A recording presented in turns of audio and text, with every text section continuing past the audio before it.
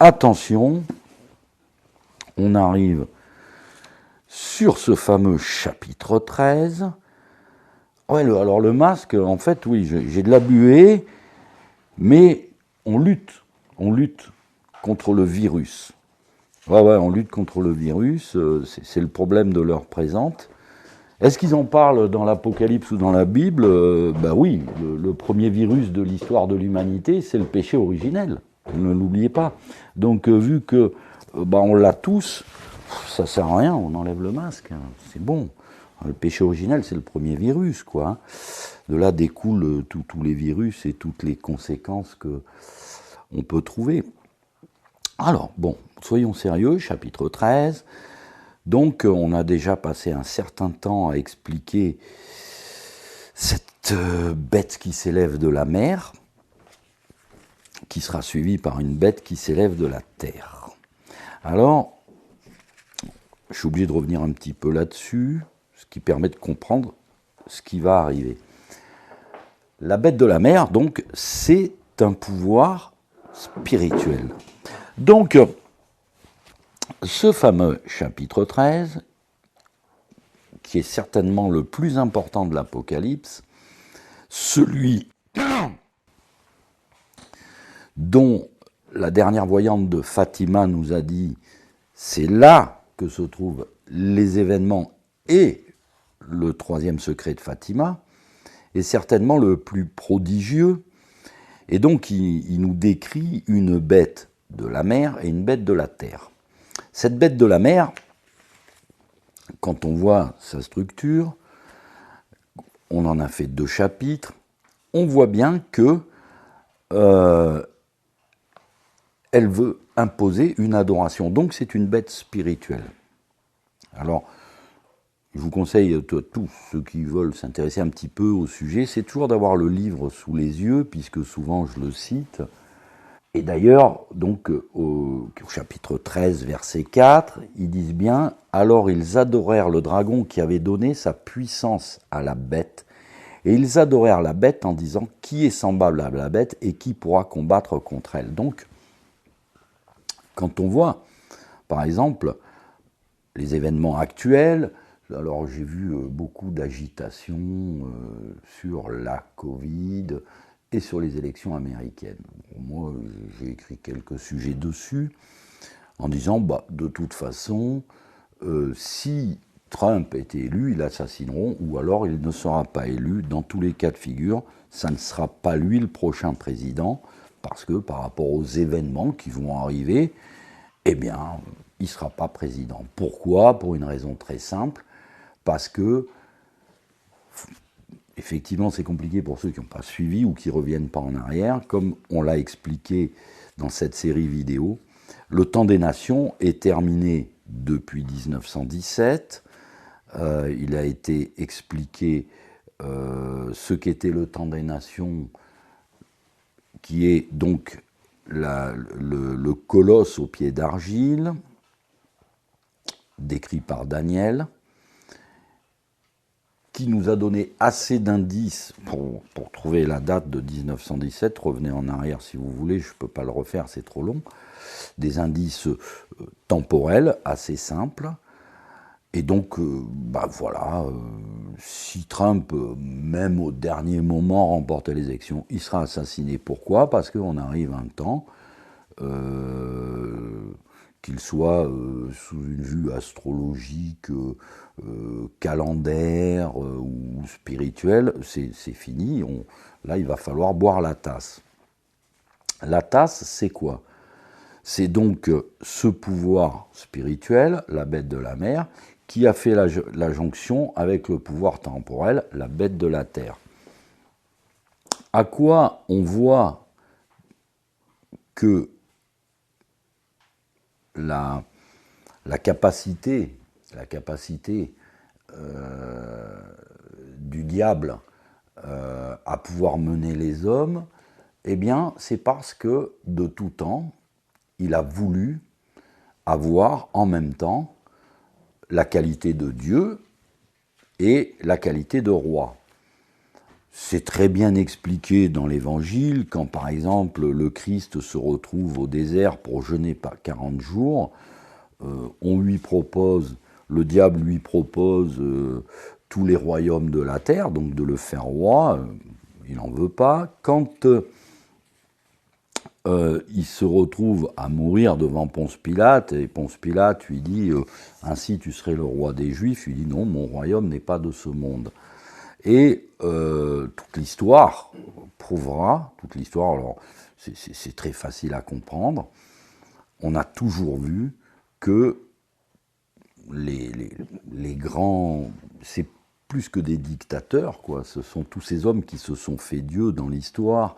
Ça a commencé avec les pharaons, ça a continué avec les Babyloniens, ça a continué avec les Romains.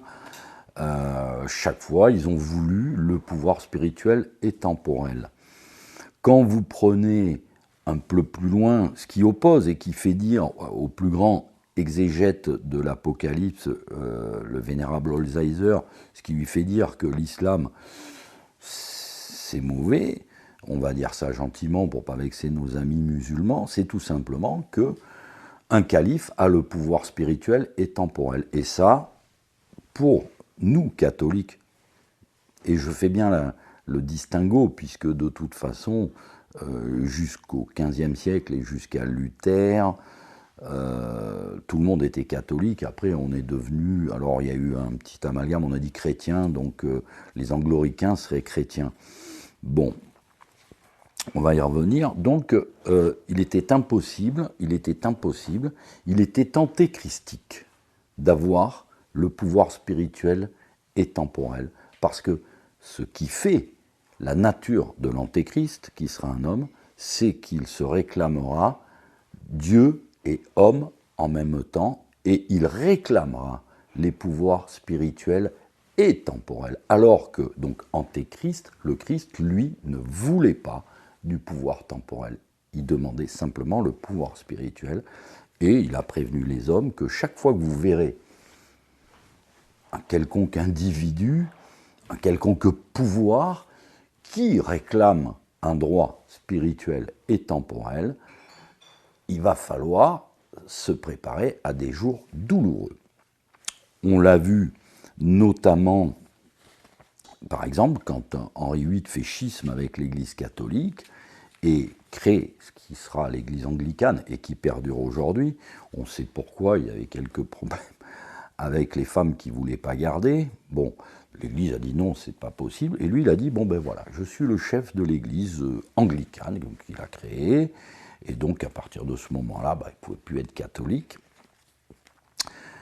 Et on voit qu'à la fin du temps des nations, également, comme ça a été décrit par cette bête à 7 têtes et 10 cornes, Daniel nous prévient, lui aussi, quand il décrit cette bête qui va s'élever, parce qu'il dit bien qu'il s'élève de la mer avant d'arriver à ses fins, eh bien, il nous décrit cette bête qui correspond, alors ça, toujours pareil, les figures prophétiques de l'Apocalypse.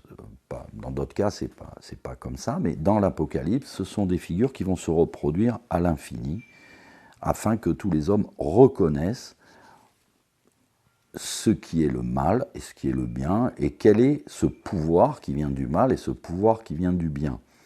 Je vais vous donner un autre exemple. Par exemple, dans l'Ancien Testament, Ézéchiel dit « Là où sont les aigles, s'assemblent les cadavres ». Eh bien, vous observerez que tous les grands dictateurs, je crois que je l'ai déjà dit, que ce soit Hitler, que l'Amérique, excusez-moi du peu, parce que bon, beaucoup de gens ont mis de l'espérance dans une élection américaine où ce pauvre Trump s'est retrouvé, mais il n'a pas compris contre qui il se battait, que ce soit les Romains, que ce soit Hitler, que ce soit Napoléon, ils prennent comme symbole l'aigle. Et quand vous avez un pouvoir temporel qui prend l'aigle comme symbole, curieusement, vous trouvez des monceaux de cadavres. Romains, Napoléon, Hitler, pour faire simple. Les Américains, leur grand sceau, c'est l'aigle. Bon, depuis la fin de la Deuxième Guerre mondiale, ils ont déclaré la guerre à la totalité de l'humanité. Il n'y a que Trump qui n'a pas fait de guerre, quoi, si on veut faire simple. Donc il faisait tâche un petit peu dans le tableau, le pauvre. Et puis en plus, il était nationaliste et le temps des nations est fini. Donc il faisait tâche aussi. C'est-à-dire le pouvoir qui arrive là, grâce à ce Covid, c'est un pouvoir totalitaire. Et un pouvoir totalitaire qui prépare de longue date ses méfaits. Là, aujourd'hui, par exemple, les gens ont peur du vaccin qui va arriver, où il pourrait y avoir un marquage. J'ai expliqué antérieurement que ce marquage est déjà en place, sur bien des points. Mais il y a autre chose qui est assez... parce que le diable prépare le travail longtemps à l'avance. C'est-à-dire que quand on voit les événements, quand on voit, je dirais, qu'un événement est préparé de longue date et que c'est une suite de choses qui amènent à une situation finale, je vais vous en donner un exemple. Dans l'indifférence générale, il n'y a pas longtemps, Sa Majesté Macron Ier a décidé qu'il allait lutter contre l'islamisme, dont il n'a rien à foutre, je vous le dis de suite, en imposant l'école obligatoire aux enfants à partir de 3 ans. Ça, c'est du totalitarisme absolu, absolu. Parce que, pourquoi? Au nom de la laïcité. Et ça, la laïcité, c'est une doctrine religieuse. Oui. Donc, au nom de la laïcité, on va mettre vos gamins obligatoirement à l'école. Donc, vous ne pouvez même pas décider que vous pourriez l'alphabétiser pour qu'il prenne un peu d'avance, mettre un petit peu de culture, parce qu'à 3 ans, ça apprend beaucoup, les enfants. On construit un enfant entre 3 et 7 ans. Et maintenant, on va vous imposer le vaccin. Le vaccin, ben oui, pour aller à l'école, il faut être vacciné. On peut très bien, Macron, qui est un grand menteur, vous dit non, on n'imposera pas la vaccination. Bon. Qu'est-ce qu'il y a dans ce vaccin? De toute façon, chacun le verra en son temps, sur ce vaccin préparé, mais de toute façon, derrière, il y a quoi encore?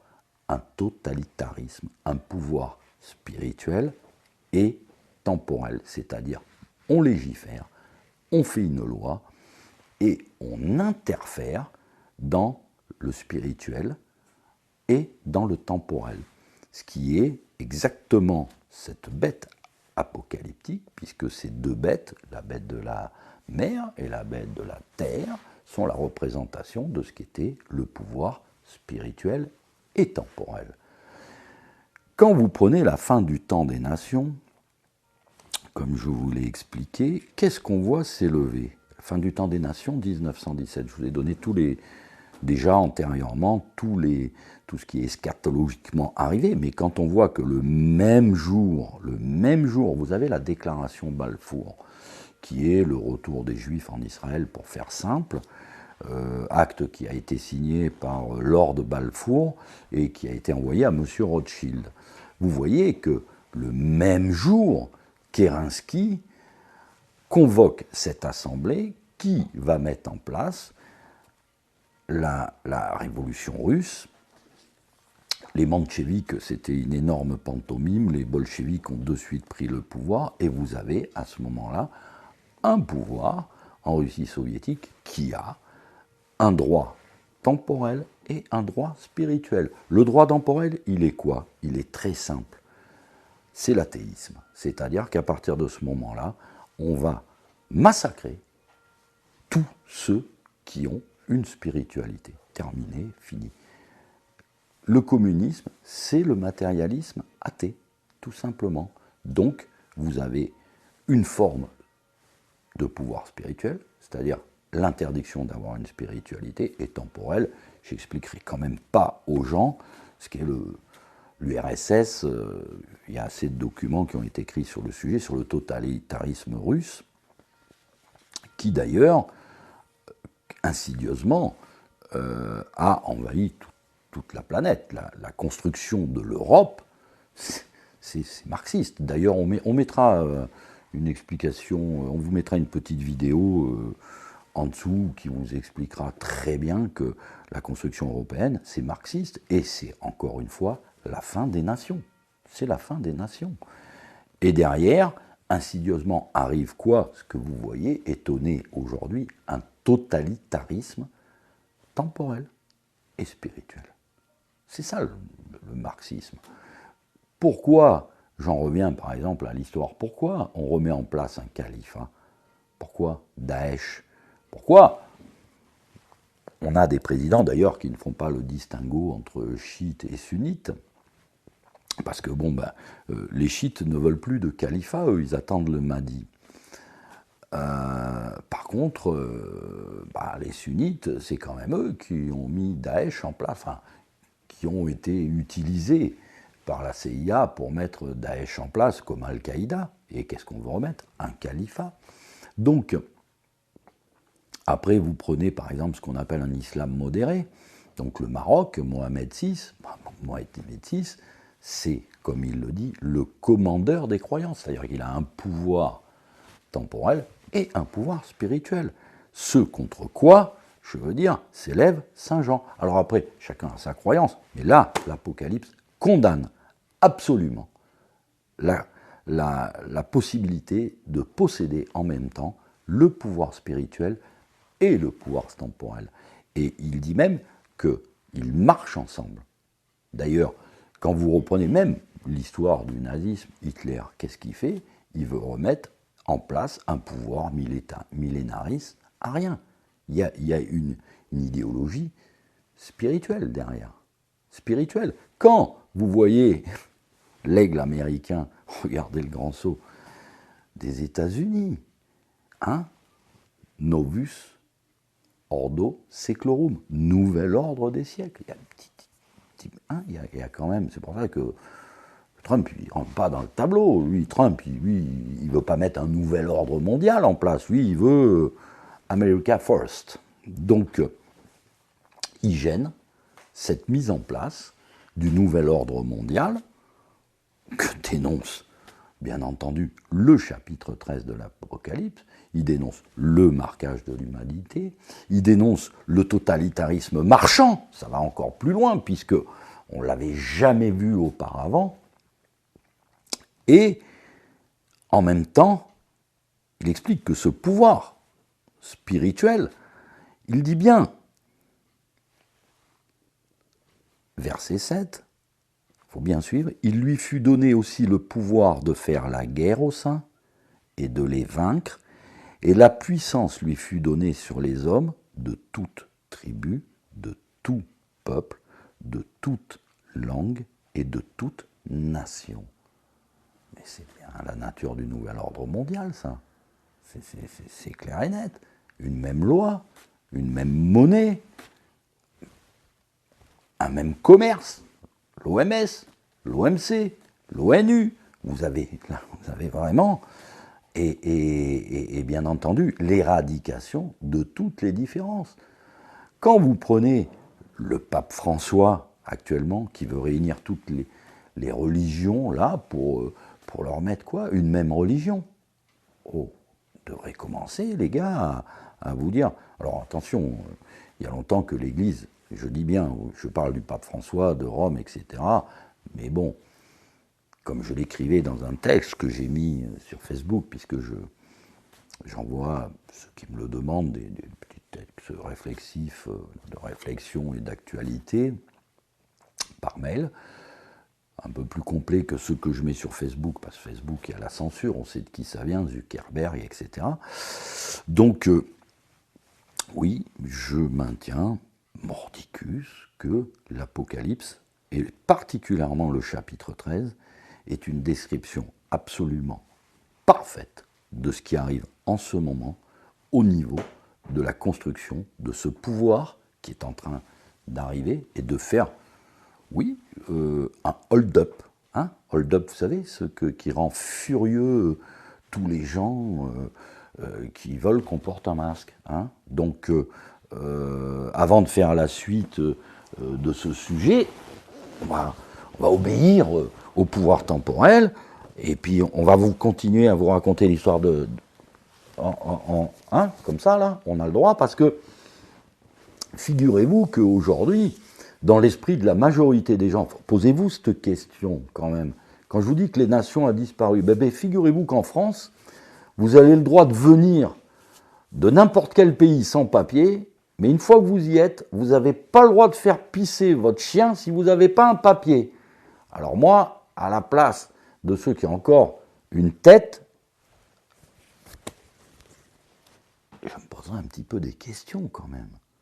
Donc on est un pays où il n'y a pas besoin de papier pour venir, hein, non, au contraire, toute la classe politique, et même le pape François nous dit qu'on doit recevoir les migrants, on doit, mais ça c'est la théorie de Koudenov-Kalergi, il faut créer une nouvelle race, bon, après tout, pourquoi pas. Mais en plus, je veux dire, par contre, pour faire pisser son chien, il faut un petit bout de papier, hein, c'est extraordinaire. Donc, on va continuer. Hop, suivant.